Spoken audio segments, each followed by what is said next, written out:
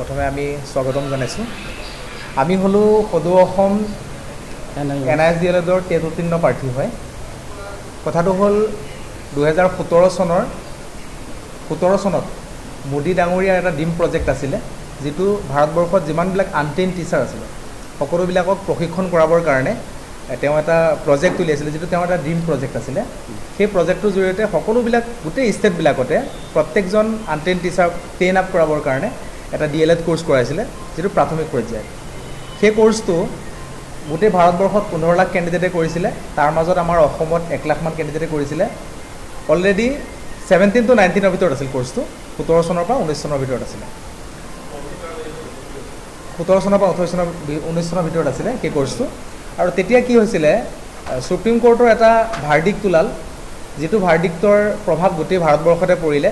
সেইটো 2023 চনৰ 28 নৱেম্বৰত আছিলে, যাৰ বেয়া প্ৰভাৱটো গোটেই ভাৰতবৰ্ষতে পৰিলে আৰু আমাৰ অসমতো নিযুক্তিৰ পৰা বঞ্চিত কৰিলে। অলৰেডি আমাৰ 21, 22, 23লৈকে 23 ছেপ্টেম্বৰ মাহলৈকে আমাৰ এই NISৰ পৰা DLED কৰা গোটেই প্ৰাৰ্থীবিলাকক আমাক নিযুক্তি দি আছিলে অসম চৰকাৰে, আৰু গোটেই ভাৰতবৰ্ষতো দি আছিলে। কিন্তু 2024 চনৰ 10 ডিচেম্বৰত আকৌ ৰিভিউৰ জৰিয়তে সুপ্ৰিম কোৰ্টে এটা জাজমেণ্ট দিলে, যিটো জাজমেণ্ট পজিটিভ জাজমেণ্ট দিলে যে NISৰ পৰা যিসকলে DLED কৰিছিলে সেইটো 18 মহীয়া DLED আছিলে, আৰু সেই DLEDটো গোটেই ভাৰতবৰ্ষতে প্ৰযোজ্য হ'ব আৰু য'তে ত'তে তেওঁলোকে এপ্লাই কৰিব পাৰিব, নিযুক্তি পৰীক্ষাত অংশগ্ৰহণ কৰিব পাৰিব, আৰু 2 বছৰীয়াৰ সমপৰ্যায়ৰ যিটো DLED। এতিয়া কথাটো হ'ল, আমাৰ এই 18 মহীয়া DLEDটো আমাৰ অসম চৰকাৰে, আমি অনুৰোধ জনাইছোঁ, কাৰণ অসম চৰকাৰৰ মুখ্যমন্ত্ৰী আৰু আমাৰ শিক্ষামন্ত্ৰীক অনুৰোধ জনাওঁ, বিগত বৰ্ষকেইটাত যিহেতু নিযুক্তি প্ৰক্ৰিয়াত আমাক সুন্দৰভাৱে অংশগ্ৰহণ কৰিব দিছিলে, 21, 22, 23লৈকে হৈয়ে গৈছিলে, গতিকে এই মুহূৰ্তত 2025ত এতিয়া তেওঁলোকে এটা নিযুক্তি দিছে 5550টা পষ্টৰ।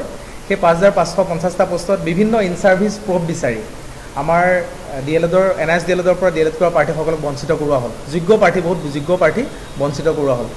আৰু যিটো আমি মুঠেই বিবেচনা, আমি ভবা নাছিলোঁ এনেকুৱা এটা কাম হ'ব বুলি, কিয়নো অলৰেডি আমাৰ নিচিনা একেটা সময়তে কৰা DLEDৰ বহু প্ৰাৰ্থীয়ে অলৰেডি চাকৰি পাইছে, একেটা পিৰিয়ডতে কৰা, একেটা টাইমিঙতে কৰা, গতিকে আমাক বঞ্চিত কৰিছে। সেইকাৰণে আমি মুখ্যমন্ত্ৰীক, আমি শিক্ষামন্ত্ৰীৰ ওচৰত গৈছোঁ, শিক্ষামন্ত্ৰীক আমি কেইবাবাৰ লগ কৰিছোঁ, আৰু মুখ্যমন্ত্ৰী মহোদয়ক আমি বিভিন্ন ঠাইত আমি মেলে মিটিঙে লগ কৰিছোঁ, কিন্তু ডাইৰেক্ট আমি তেওঁক এপইণ্টমেণ্ট পাবলৈ সক্ষম হোৱা নাই। মুখ্যমন্ত্ৰীয়ে আমাক কৈছে যে আপোনালোকে আমাৰ লগত বহি পেলাই আলোচনাৰ মাধ্যমত আমি কামখিনি কৰোঁ। আমি মুখ্যমন্ত্ৰীক অনুৰোধ জনাওঁ যে আপোনাক লগ পাবলৈ আমি অতি বিনম্ৰতাৰে আমি ৰৈ আছোঁ, আগ্ৰহেৰে বাট চাই আছোঁ, কিন্তু আমি এপইণ্টমেণ্ট পোৱা নাই। গতিকে আমি অনুৰোধ জনাইছোঁ, আপুনি যাতে আমাক এপইণ্টমেণ্ট এটাৰ ব্যৱস্থা কৰি দিয়ে, আপোনাৰ লগত আমি বহি আমাৰ যিখিনি দুখৰ বেদনা আমি ক'ম, আৰু আপুনি আমাক এটা সমাধানৰ ৰাস্তা দিব। দ্বিতীয় কথা, আমি EM ছাৰৰ ওচৰত গ'লে EM ছাৰে কয় তোমালোকে কেছত যোৱা, কেছৰ বাহিৰে বেলেগ ৰাস্তা নাই। কিন্তু আমি এইখিনি দুখীয়া মানুহ, প্ৰাইভেট স্কুলত কাম কৰা মানুহ, এই মানুহখিনিয়ে কেনেকৈ কেছত 4-5 হাজাৰ টকাত কাম কৰি আছে, তেওঁলোকে পৰিয়াল চলাই আছে, সেইকেইজন মানুহে কেনেকৈ কেছত গৈ লাখ লাখ টকা খৰচা কৰি জিকি আহিব পাৰিব। সেইকাৰণে মই অনুৰোধ জনাইছোঁ যে যিহেতু ভাৰতবৰ্ষত এই কোৰ্চটো প্ৰায় 13খনমান ষ্টেটত অলৰেডি কৰা হৈছিলে, তাৰে 9খন ষ্টেটে অলৰেডি ইমপ্লিমেণ্ট কৰিলে। NISDLEDক কোনো সূত্ৰ কোনো কুৱেশ্যন নোহোৱাকৈ তেওঁলোকে নিযুক্তি প্ৰক্ৰিয়াত অংশগ্ৰহণ কৰিবলৈ দিছে। কেৱল মাত্ৰ আমাৰ অসম আৰু ৱেষ্ট বেংগল আছে। ৱেষ্ট বেংগলত নিদিয়া কথাটো এটা বেলেগ ধৰণৰ, কাৰণ ৱেষ্ট বেংগলত মমতা বেনাৰ্জী চৰকাৰ, গতিকে মমতা বেনাৰ্জীয়ে হয়তো মোদী ডাঙৰীয়াৰ ড্ৰিম প্ৰজেক্টটো তেওঁ মানি ল'ব পৰা নাই। কিন্তু আমাৰ অসমত যিহেতু BJP চৰকাৰ আছে, মুখ্যমন্ত্ৰী মহোদয়ক মই অনুৰোধ জনাওঁ, তেওঁ যিহেতু আমাৰ অসমৰ সৰ্বকালৰ সৰ্বশ্ৰেষ্ঠ মুখ্যমন্ত্ৰী, আমি যাক আমি মামা বুলি সম্বোধন কৰোঁ, আমাৰ সকলোৰে প্ৰিয়, আমি অসমৰ সন্তান, আমি বহুত কষ্ট কৰি 2-3বাৰ টেট পাছ কৰিছোঁ। গতিকে এবাৰ টেট পাছ কৰাটোৱে বহুত কষ্ট।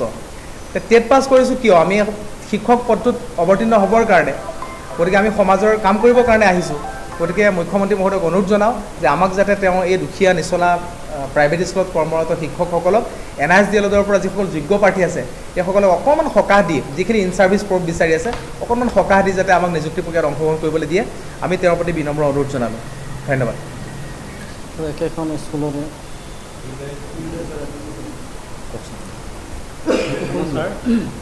এইখিনি সময়তে একেলগে আমি দুটা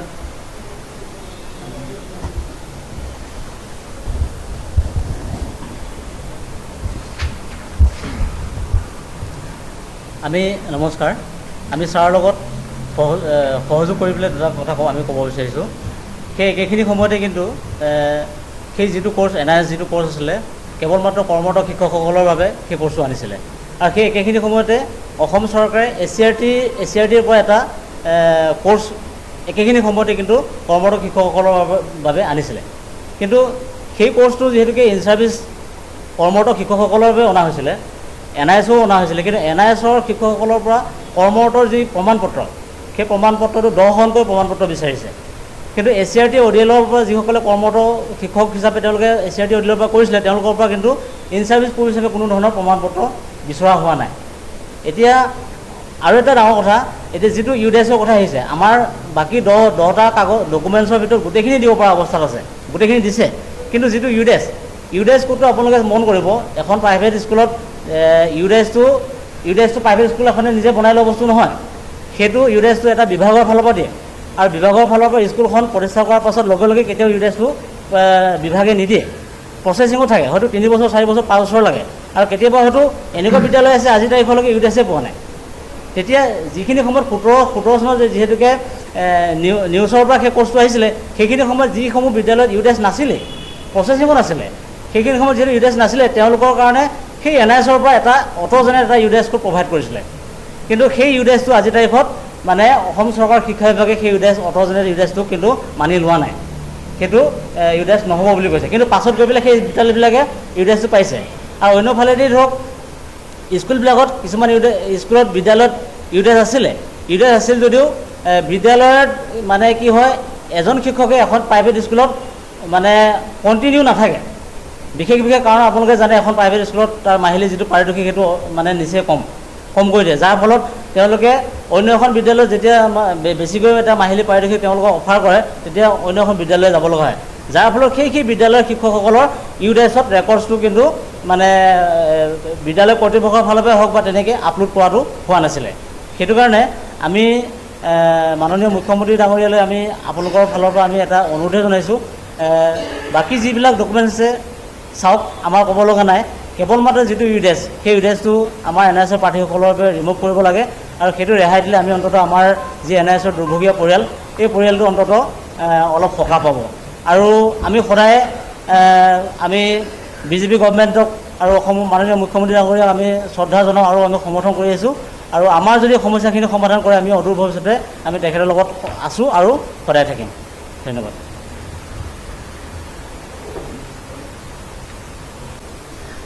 আমি ভুক্তভোগী NIS প্ৰাৰ্থী হয়। নেক্সট যিটো আমাৰ ৰিক্ৰুইটমেণ্টৰ অলৰেডি নিযুক্তি হৈ গৈছে, তাত আমি বঞ্চিত হৈছোঁ। মাৰ্কছে কভাৰ কৰাৰ পিছতো আমি চাকৰিটো পাবলৈ সক্ষম নহ'লোঁ। গতিকে মুখ্যমন্ত্ৰী মহোদয়ক আমি কৰজোৰে বিনম্ৰ অনুৰোধ কৰিছোঁ, আমাক যাতে আপুনি চকু মেলি চায়, মানে আপোনাৰ বাহিৰে আমাৰ আৰু কোনো নাই, আপুনি আমাক ৰাস্তাটো দিব লাগিব ছাৰ। এই মিডিয়াৰ জৰিয়তে আজি আমি আপোনাক কৰজোৰেৰে অনুৰোধ কৰিছোঁ, আমাৰ যেন বিষয়টো আপুনি গুৰুত্ব সহকাৰে লৈ আমাক আমাৰ নিজৰ যিটো চাকৰি সেইটো পাবলৈ যেন সক্ষম কৰি তোলে। ধন্যবাদ।